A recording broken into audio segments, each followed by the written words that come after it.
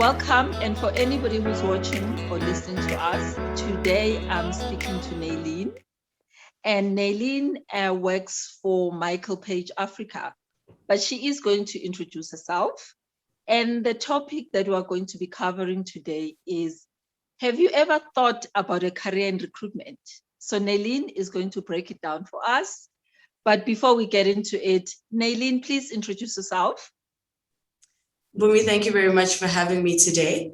This is very interesting. I think this is going to be such an interesting topic. So I'm very excited to see how this is going to unfold. But yes, my name is Nay-Lin. I work for Michael Page. I've been there for just about 4 years. Before joining Michael Page, I was in full-on HR, so the entire end-to-end function. And I currently head up the Sub-Saharan Africa business for Michael Page, as well as the procurement and supply chain business. Oh, wow. That sounds interesting. I really appreciate you taking the time. So I always say, I want to get to the basics. Tell me, what is recruitment? If somebody speaks about recruitment, what does that mean? Well, recruitment is very much not just finding a job for a candidate.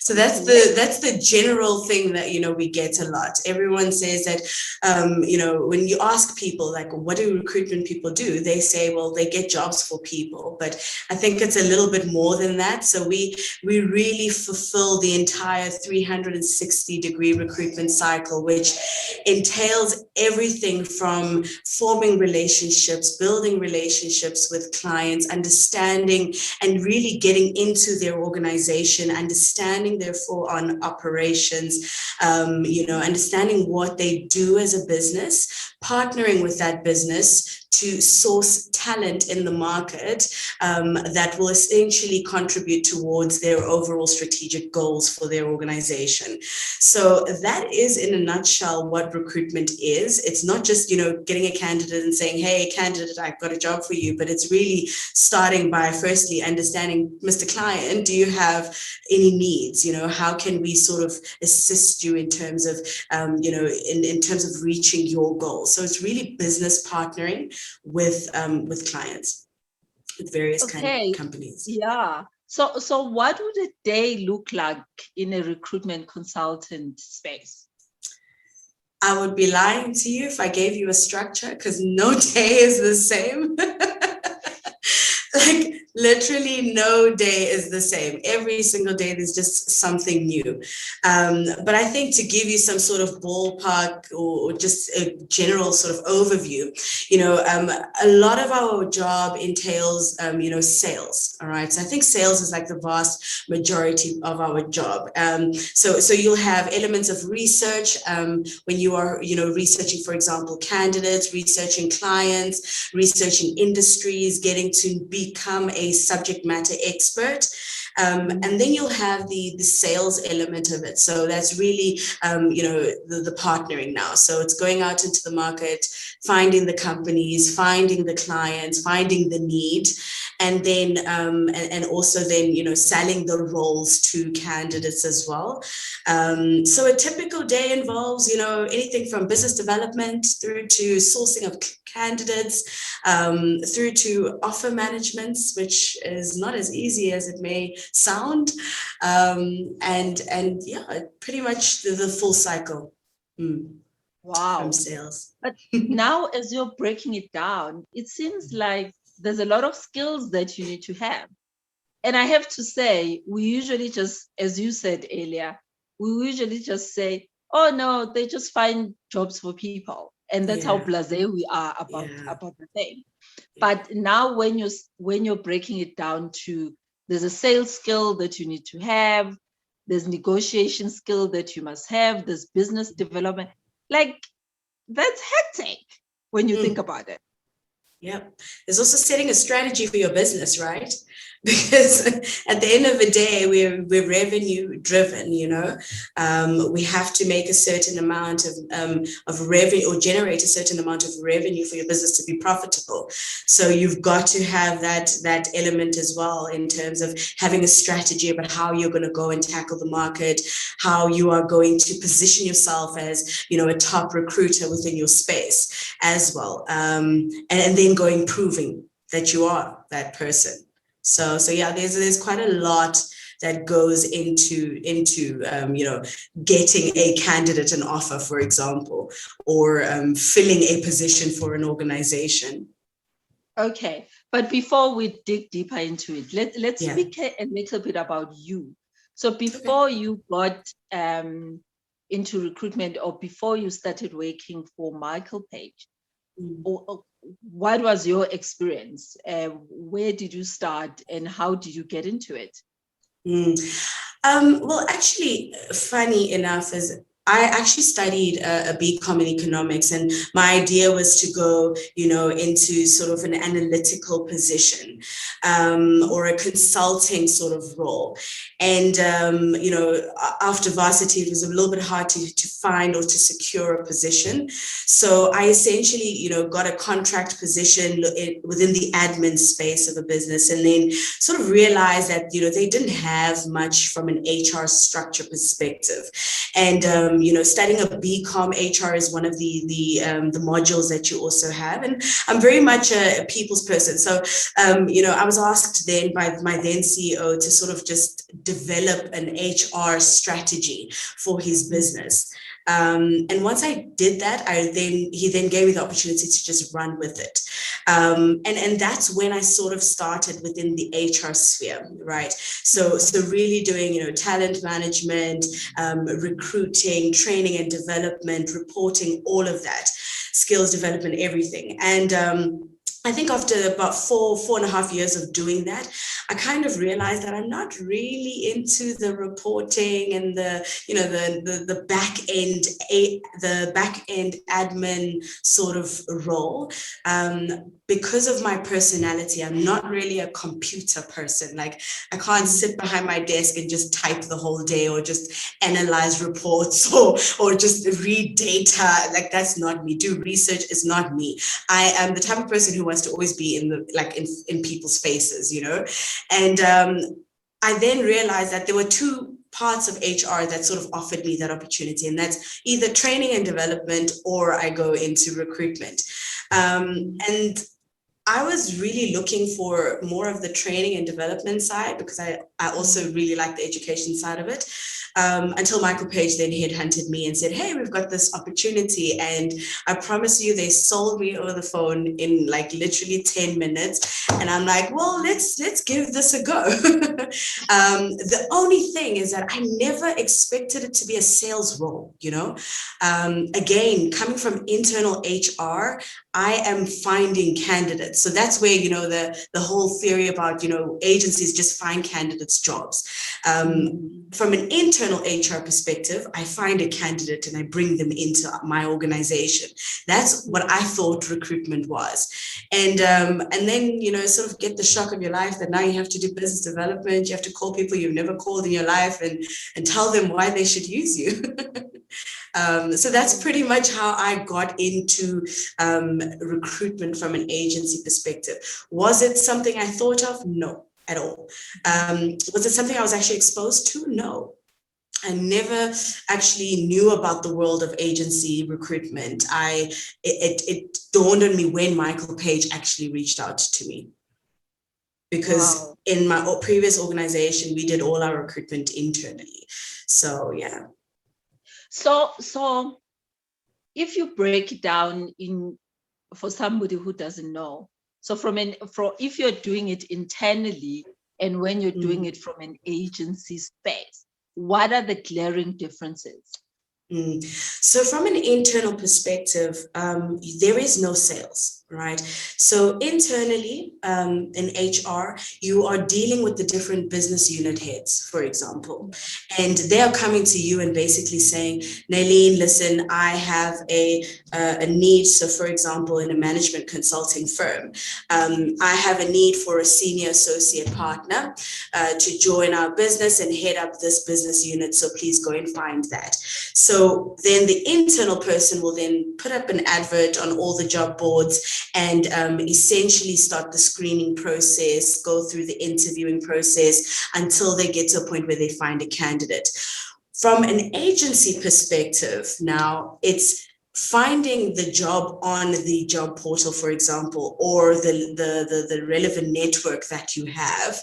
And from there, now trying to secure the job first. So it's, the business development side. So getting the client to essentially hand over the job to you and trust you to find the role for them. So it involves sales now. So it's pitching your business, pitching your value add to the business, understanding the client's needs, because now remember, we deal with multiple companies and we have to understand multiple companies' organizational structures, their goals, their objectives, their operational requirements, and so forth. So from an agency perspective, you're starting off with sales. You're not just starting off with, okay, let me go into the market to find a candidate. It's starting off, let me go into the market and find the need. Then you are now moving, once you've got the need, you're now moving to then finding the candidate. So from an agency and an internal perspective, we meet at finding the candidate. That's where we meet. But before that, at an agency level, the first stage is actually finding the need, essentially, the sale. Wow. So what are the daily challenges that you face? The biggest one, we deal with people. People are so unpredictable. They change their mind. Our commodity is people. Our commodity has emotions. They, one moment, they feel like, yes, I'm right for the role. The next, they don't feel like they're right for the role.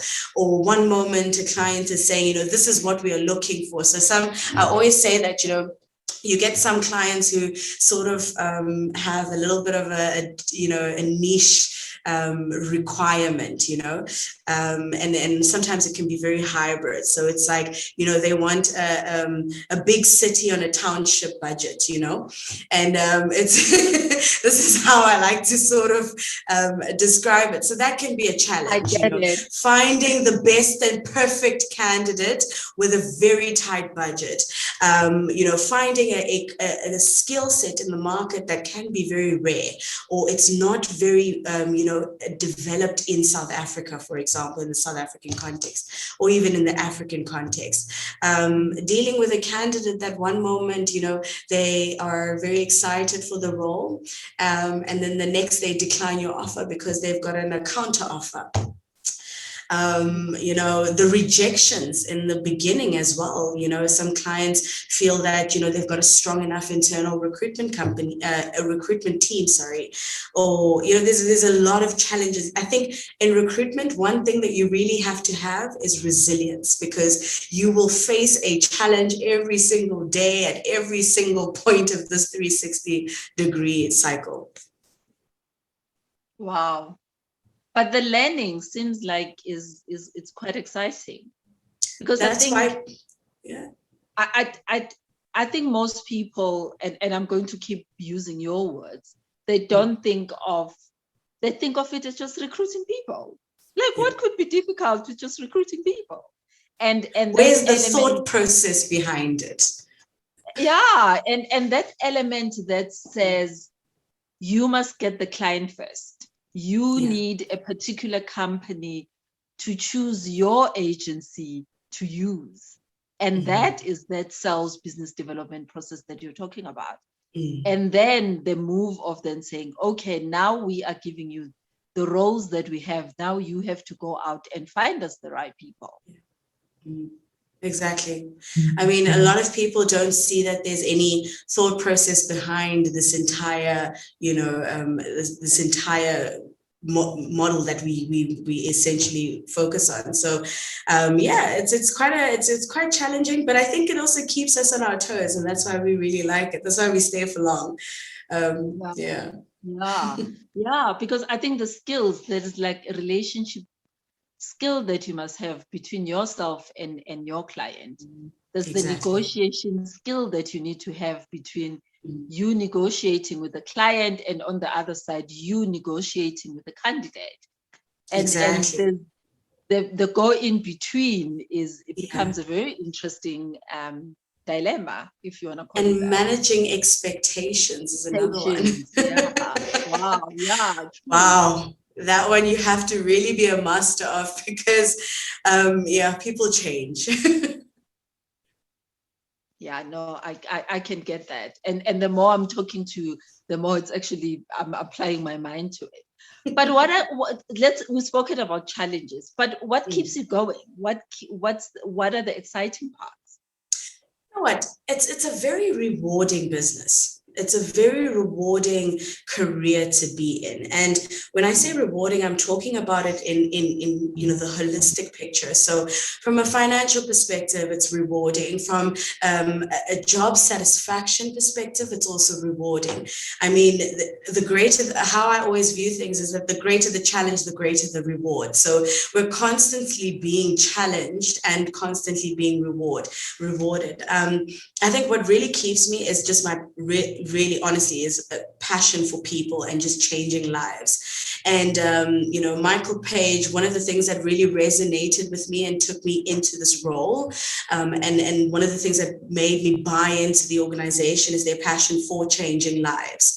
So I think that's really one of the things that really keep us going. You will see some people will be frustrated in the morning, but by the time they're able to make a match, because remember, we're matchmakers. That's what we do. We match a client with a candidate, and when you make that match, there's some sort of satisfaction that you get from it. Like, I got it right, and this candidate is perfect, and that's what keeps us going. That's what keeps us really in the organization and doing what we're doing, because we love what we do. It's very rewarding across all levels of what a person requires, but then again, you have to love it. It's either you love it or you hate it. If you hate it, let it go. If you love it, you will see the reward along the way, even with the challenges. Yeah. So what are the key performance indicators that you get judged on if you are a recruitment consultant? So I'll start from the sales part, right? You obviously have to make a sale. In order to make a sale, you've got to pick up the phone. So one of our first, KPIs is really around, the phone time. It's around the business development calls that we make on a daily basis. And then from, translating that call into a actual meeting. So, meeting with the clients that we, and presenting our capability. I want to stress out on one thing, that people buy into people. So in as much as, we're coming to you as Michael Page, at the end of the day, you are going to work with Michael Page because your engagement with Nay-Lin was good, because Nay-Lin understood what you're speaking about and what you need. So really having that interaction with your clients is very important. So we get judged on, firstly, the business development calls that we make. Secondly, then our interaction with clients, which is client meetings. And then after that, from that, the idea is to secure a job. All right. So secure a vacancy that you can actively start working. So the next thing is, how many jobs do you get on?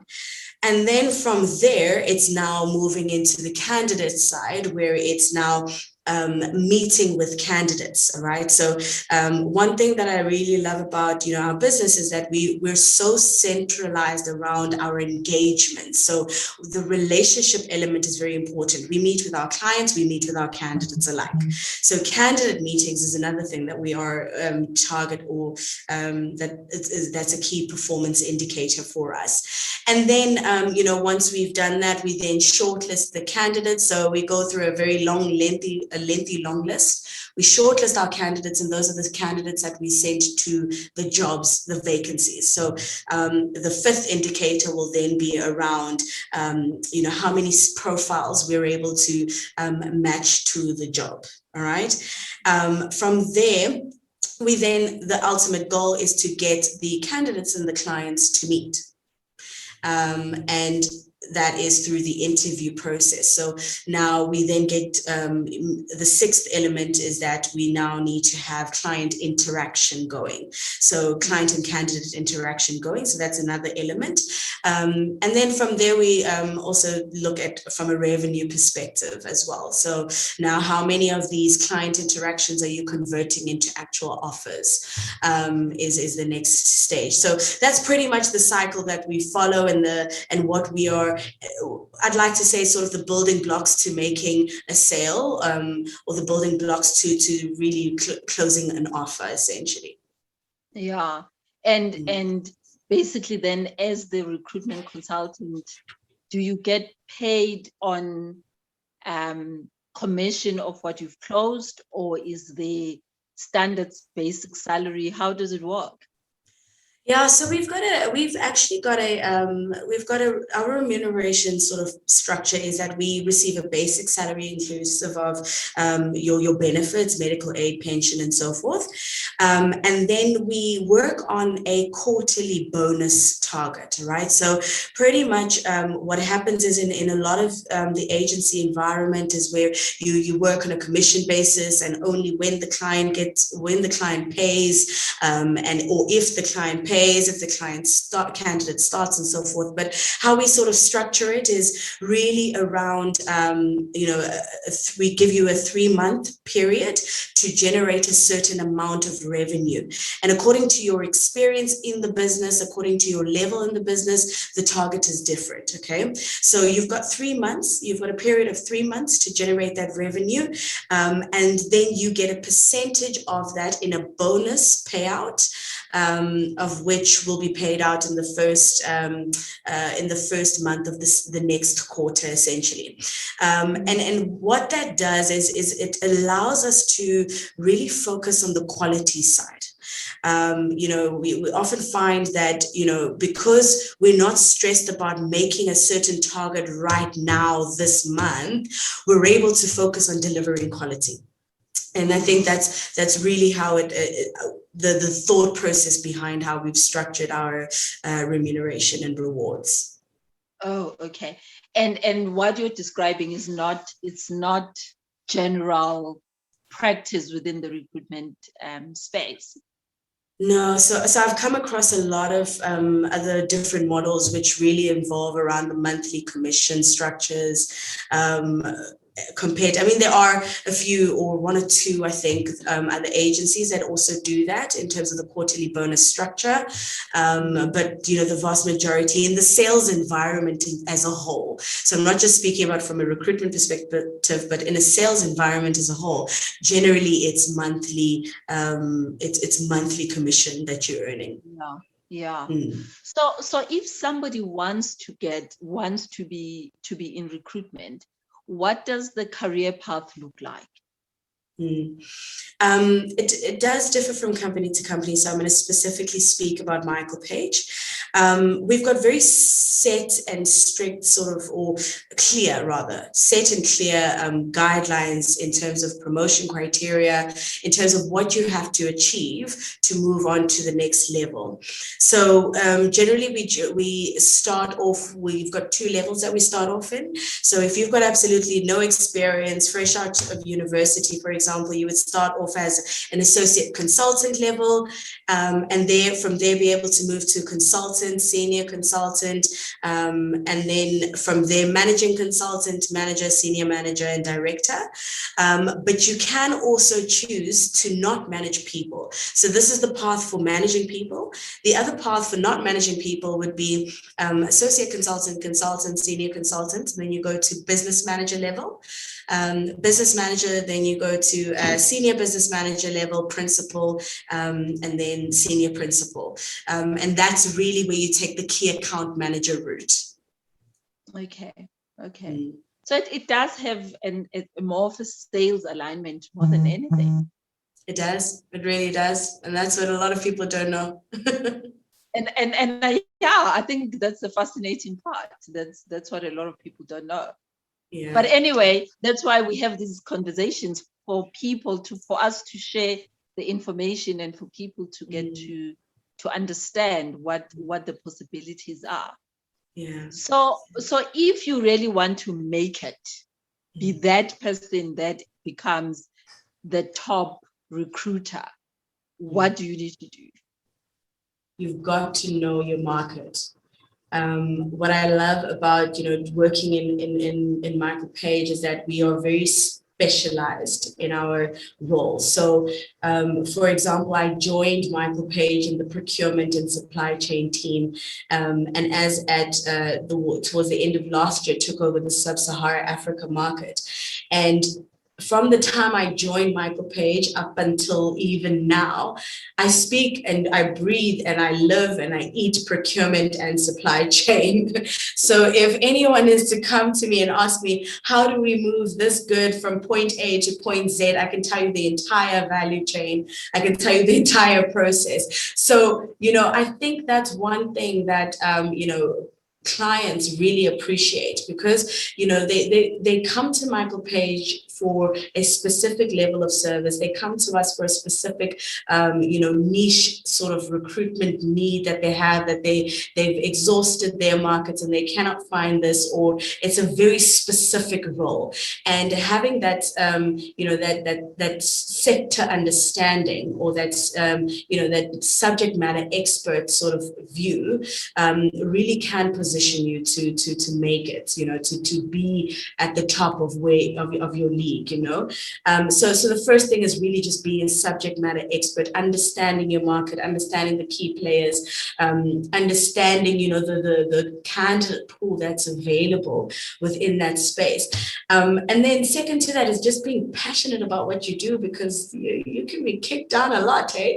And without the right passion, without the right drive, you can easily fall off. So if you've got the right passion, if you've got the right drive, if you're very passionate about people, passionate about the economy as a whole, because that's also something that we do. We contribute to the development of the economy through skills, and that's just one thing that you have to really be passionate about. You've got to be passionate about finding gaps in the market and being able to fill those gaps and not giving up until that gap is being filled. And that's really what will put you at the top of your game. It's a very competitive environment, so you've got to be extremely passionate. You've got to be competitive as well, but healthy competition though. Yeah. Do you need to study something particular? Is it a BCom, or is it easy to also transition from one role to get into recruitment? Maybe let's tackle this separately, because these are two separate questions. So the one is there any specific qualifications that you need? No. We have people coming from various backgrounds who are in recruitment. A number of people actually had no idea about the recruitment side, but had sales experience, for example. Some people, for example, we have actually people who have come from the legal background. So admitted attorneys coming into recruitment and really making a success out of that environment. For example, our role is probably about 70% sales, 30% recruitment. I came from a complete recruitment HR function, no sales background, and learned the sales. So to sort of say that you have to have a specific educational background, no, you don't. You've got to have, I think the beauty about having the educational background or the degree that you've come from is it gives you a certain level of, commercial acumen, business acumen that you require coming into, this role, as well as a good, methodological approach when you're coming into this role. So having the background in education is good, but are we specific? No. Oh, okay. And basically what I'm gathering, because my second question to you was, what are those skills that, and are there people that move out of certain other careers moving into recruitment, and what do you need to consider in that space? Yeah, I mean, we have lawyers, we've got engineers, people from the sales industries as well, from different sales industries, so not specific to recruitment. We have had geologists, forensic scientists. We actually have a forensic scientist who came into our environment completely different, but is really thriving in the recruitment space. Again, you know, I think the biggest thing is having a passion for people, having the people skills, having the negotiation skills, being able to manage expectations, being able to sort of think outside the box. You know, I think these are the small, you know, the things that we really look for when considering people to join our business. Being able to think outside the box, people who you know are also business minded, so very entrepreneurial in their own respect. Because when you join Michael Page, you're joining the business, but you are running your own business in under the umbrella of the Michael Page brand. So people who are quite entrepreneurial as well. And again, every single person who has come from a different industry has brought a different perspective into our business that has really contributed to the success of our business. So you know, the transition process, for some it's been harder than others. So I won't say that there's ever, you know, one sort of transition model, or you know, for some it's taken longer for them to hit the ground running. For some, you know, it just came very naturally, quickly. You know, we see, for example, with our lawyers, they already have the negotiation skills unlocked. They've got the contract management skills. So when it comes to, you know, securing a client, securing deals, you know, they're top and they're on the ball, and they're very quick to do that. You know, and I think for example, the lady who comes from a forensics background, she's so analytical. She can read between the lines. You know, she's able to sort of go into an organization and be like, you know what, you know, just reading between the lines of what you say and being able to then match that to a candidate. So, you know, they've just brought different perspectives, and we always work together. So we share a lot of insights about what's working for them and what's working for us, and really just sort of blend it together, and it works. Wow, I think that's interesting, because I meet a lot of people that also want to change careers, but where people get stuck, they get stuck on thinking they need to start from the bottom again and build themselves up in a new career. And every time when you say to them, but what skills do you have? Because some of those skills that you've acquired, let's say in the past 15 years, you can literally transfer into the space that you want to go into. And some people battle with that concept, but that's the biggest concept when you want to change careers, is what are those transferable skills that you can then pull into your new career prospect. Exactly. No, that's very true. 100%. Yeah. No, anyway, Nay-Lin, thank you very much. So if you had one or two things that you'd like somebody to take away from this conversation, what's that? Number one, we do more than just finding a job for a candidate. I think that's the first thing. You know, there's a lot to appreciate about recruitment that even before I, you know, even before I was exposed to it, I didn't know. I wasn't privy to this side of the world. So I think the first thing is, you know, there's a lot to appreciate about recruitment. There's a lot that goes in than just finding a CV on Peanuts and just hoping and praying the client's going to take that person and offer them the job. There's a lot of thought process that goes into it. There's a lot of strategy. There's a lot of research. There's a lot of negotiation back and forth with both candidates and clients that go into it. The second thing I can say is that, if for anyone who is actually looking or thinking about a career in recruitment, I think the first thing is just to really just look at yourself, as you were saying, that, what are the transferable skills that you have? And over and above that, what are you passionate about people? Are you passionate about making a difference? Because that's really what we are. That's what drives us in this industry. That's what keeps you going. That's what determines your tenure within the recruitment space, and it's fun. It's so much fun. I can't tell you how much fun it is. Like, we wake up every morning thinking, what challenge are we going to face today? And and what is it going to bring? I promise you, it is fun. It's a big networking opportunity. Like, I got the privilege to meet you, for example, through recruitment. It's such a big networking opportunity. So if you're a people's person, I think it's worth considering. Okay. I want to put in a spot, and I'm going to put in a spot because something just popped in my head. Okay. and we might include this in the video. We might not. I'll think about it. All right. But there are negative elements as well that people experience with dealing with recruiters, right? And those speak to they never come back to me to tell me that I did not get the job, right? There's conversations around, and this is my personal pet peeve, and hence because I'm speaking to you, I'm thinking, let me just ask. The question around, why must you ask me for my payslip, right? If I'm saying this is my rate and this is what I'm looking for, what the budget is from the client side. So why must I be giving in my payslip to prove that I'm deserving of this salary?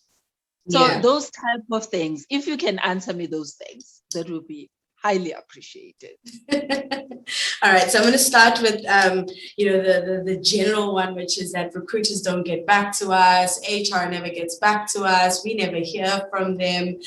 I really like this question because I've been challenged with it quite a lot. It's really forced me to think about it, okay? And I'm going to answer it from a perspective that I've been in 3 places, okay? And this is what I really like about, where I have, how my career is sort of fleshed out.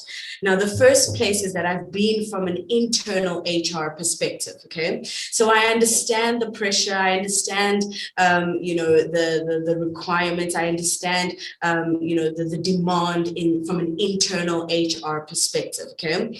Then I've also been a candidate in the market, which is what some people they can't wrap their head around the fact that a recruiter has also been in the market at some point in their life.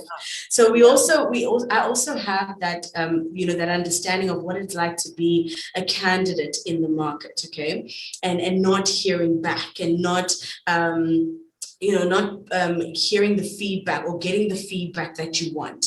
And the frustration actually around applying for so many roles and not hearing back at all, or, and the pressure as well of, I'm in the market, maybe I don't have a job at the moment, I don't have an income. That's another pressure from the candidate as well, that the candidate experiences.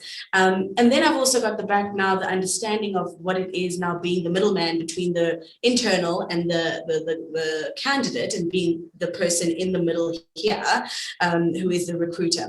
So I'm going to answer it in 3 stages, if you don't mind, so that I can give candidates a little bit more of an understanding of what's happening in the other spaces. I'm not making excuses, because sometimes the fault does lie on a recruiter, for example, or an HR person internally, or even the candidate. So the one, I think the key things around why, candidates are not necessarily hearing back is, so if I speak from an agency perspective, we are probably working at least 3 to 5 to 10 jobs in a week, okay?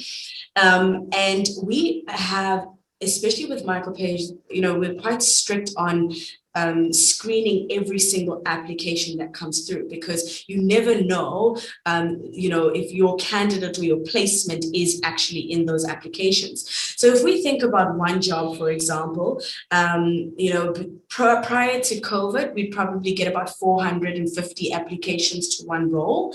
Post-COVID, we get like 900 to 1,000 applications for one position, okay? For every 200 applications, there's probably between 1 and 3 profiles that are relevant for the role. For every 200 applications, okay? Now, if we take that into perspective, that means that we have 197 people who are taking chances, who did not read the job spec. They didn't go into the extent of saying, okay, right. And this is another thing. From a candidate perspective, I don't think candidates are very strategic about their search for a role. They are looking for just a job where they can earn money, and it's not about, well, how is this going to benefit my career? Because if it was more about how is this going to benefit my career, is it aligned with where I want to go? Does the company match what I'm looking for? Does the role match my experience? We wouldn't have as many applications to go through, okay? So I think one of the things is just, if you take that into account, getting back to 450 odd people for one person is quite lengthy when you, in the start, didn't really take the time to go through the job spec, to go through the criteria that the client is looking through, and you were sort of just hoping and praying that we would call you. So that's one thing that adds to the frustration of the journey of the candidate, okay? From a recruiter perspective, is it absolutely possible for us to get back to every single person? Unfortunately not. It's not realistic, because we're working against timelines, we're working against deadlines. So chances are we are getting back to the people who meet the criteria, who have really gone through it and said, right, I am actually perfect because what is on my CV, what my experience is, matches exactly what they are looking for, okay? So chances are we are looking through that. What we also do is we also sometimes get back to candidates who don't necessarily always meet the criteria 100%, but are 80% there, okay? And we will get back to those people. And then I hope I've answered some part of it, right? Yeah. So I think that's one of the biggest frustrations from a candidate perspective. That's one of the biggest hindrances from a recruiter perspective in terms of getting feedback into every single candidate. From an internal perspective, it's not always the case, unfortunately, that your line manager that you are dealing with will give you extensive feedback on every single profile, that you've screened, okay? I think it's more important and more vital to give candidates feedback when they have had an engagement with the client. So wherever possible, that's where it's super important to give constructive feedback, good or bad, about whether you've progressed or you haven't progressed. But from an applications perspective, there's a lot of blockages and a lot of hindrances and a lot of things that, that come into play there. So my real advice to candidates is, number one, be a lot more strategic about the roles that you apply for. Actually go through the job spec, the key selection criteria. It's there for a reason. It's there as a guideline as to what we are looking for and what we are going to contact you for if you have what we need, And then from the second point is also candidates network as much as possible. We've seen that sometimes just clicking apply is really hard. So network, make use of your network. I think a lot of opportunities, even from our perspective, have come through our network.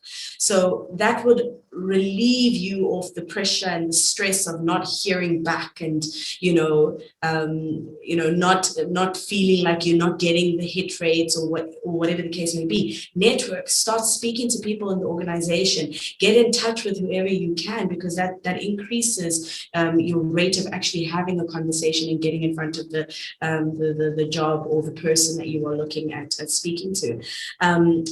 I think we, as a recruitment industry, we definitely can do better in terms of getting back to candidates with feedback. And I think, realistically speaking, the priority should be on getting back to people who have had the engagements with clients, so or us ourselves. So I hope I've sort of helped you understand why, we've got the big frustration or the bottleneck around why, we're not getting feedback. From a payslip perspective, that is a very tricky one. It is a very, very tricky one. And unfortunately, the reality is that in South Africa, I deal with a number of different countries in Africa where it's not a requirement. They work on a trust basis. If you say that you are on 500,000 cost to company, and we're going to trust that that's what you're on. And if you say that I want 900,000 as a cost to company, we're just going to work on a trust basis. But Nay-Lin, what does it matter?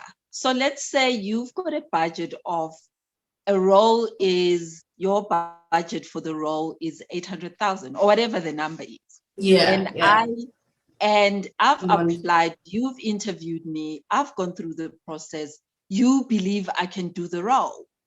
Yeah. Why does it matter whether I was earning 600K or 500K if your range goes up to 900? Because then bottom line becomes, we believe you are this candidate and this is our offer. Our offer to you is 800, right? Which is still within budget. The fact that I was on 600 has got nothing to do with you, to be honest. Yeah. You know what? I that's why I say this is such a tricky one for me. This is really, really tricky. And I guess also, I can't 100% give you an answer that's going to be like, oh, okay, this makes sense now. But I see some benefits in getting a payslip, right? And one of the benefits that I've seen is that often negotiation always starts at the beginning, regardless of how we feel about it and how we think, what we think about it. Often negotiation starts in the beginning. Unfortunately, we do not operate on a trust basis in South Africa. It's not I trust your word, and it's really down to the book. It's down to the black and white. And that's really how we operate here. So if I have a role and I'm, for example, my client says to me, Nay-Lin, my job, this role is offering 2 million, for example. And I approach this candidate is fantastic. And we get to the end of the process, 5 interviews later, only to realize that this person is looking for 2.4 million. We've just wasted a whole lot of time. I get that. But I think it's a matter of having the conversation initially where you're saying, what are your ballpark numbers, right? Because there you get a sense of where I'm at. But for me now to give you my payslip so that to prove that this is what I was earning, that's where my issue comes in. Again, but black and white. Black and white. I think this is where, into like we need like a head of HR to come in and explain it, and we need lawyers as well. We should actually do that. We should like get a whole panel and discuss this. I think that's actually quite interesting, because we can have it from an agency perspective, and then we can also have it from a client perspective, internal perspective, a law perspective, and we can holistically break it down. Because I've had a number of candidates just say, Nay-Lin, I don't understand why I have to give you my payslip. And for me, it's like I need to balance out what my client's requirement or budget is versus what your expectation is, and I just have to be the middleman, unfortunately. This is what the clients. We can talk about it. I don't have to do anything. I've had clients, multinationals, who will tell you, we're not making an offer unless we get a payslip, and that's just the reality of it. We have to do a comparison and ensure that our payslip or our offer is market related. For example, we're giving a market related increase. We are giving market related benefits, and I also think it's an insights thing as well. So yeah, it's just the reality of it, and I honestly don't know how to answer it. Anyway, thank you very much. Thank you for even engaging me on that. No, I really think it's interesting. It picks your brain a little bit. So I'd love to hear it from a legal perspective. Actually, I'm going to ask my colleagues and I'll see what they say. Okay, maybe then we can have a panel conversation around it. We can do that. We definitely should. Yeah. Okay. Anyway, thank you very much for taking the time and for spending this time with me. And I highly appreciate. If anybody wants to get hold of you, how do they get hold of you?